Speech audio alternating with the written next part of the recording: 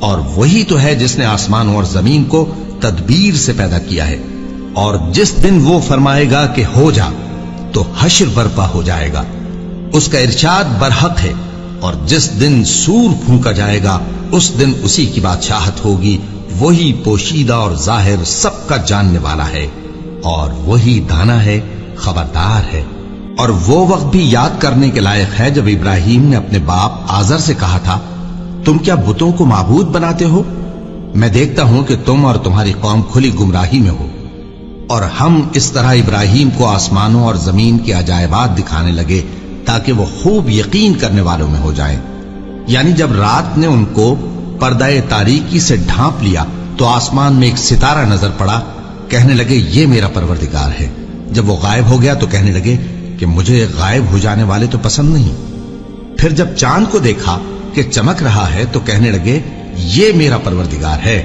لیکن جب وہ بھی چھپ گیا تو بول اٹھے کہ اگر میرا پروردگار مجھے سیدھا رستہ نہیں دکھائے گا تو میں ان لوگوں میں ہو جاؤں گا جو بھٹک رہے ہیں۔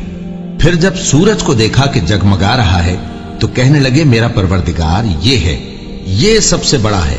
مگر جب وہ بھی غروب ہو گیا تو کہنے لگے لوگوں، جن چیزوں کو تم اللہ کا شریک بناتے ہو میں ان سے بیزار ہوں۔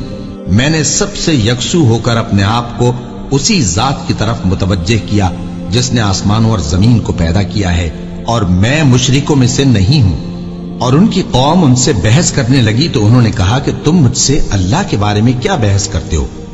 اس نے تو مجھے سیدھا رستہ دکھا دیا ہے، اور جن چیزوں کو تم اس کا شریک بناتے ہو میں ان سے نہیں ڈرتا، ہاں جو میرا پروردگار کچھ چاہے۔ میرا پروردگار اپنے علم سے ہر چیز کا احاطہ کیے ہوئے ہے۔ کیا تم خیال نہیں کرتے؟ بھلا میں ان چیزوں سے جن کو تم اللہ کا شریک بناتے ہو کیوں کر ڈروں، جبکہ تم اس بات سے نہیں ڈرتے کہ اللہ کے ساتھ شریک بناتے ہو جس کی اس نے کوئی سند نازل نہیں کی۔ اب دونوں فریق میں سے کون سا فریق امن و بے خوفی کا زیادہ حقدار ہے؟ اگر سمجھ رکھتے ہو تو بتاؤ۔ جو لوگ ایمان لائے اور انہوں نے اپنے ایمان کو شرک کے ظلم سے ملوث نہیں کیا، ان کے لیے امن و بے خوفی ہے، اور وہی ہدایت پانے والے ہیں۔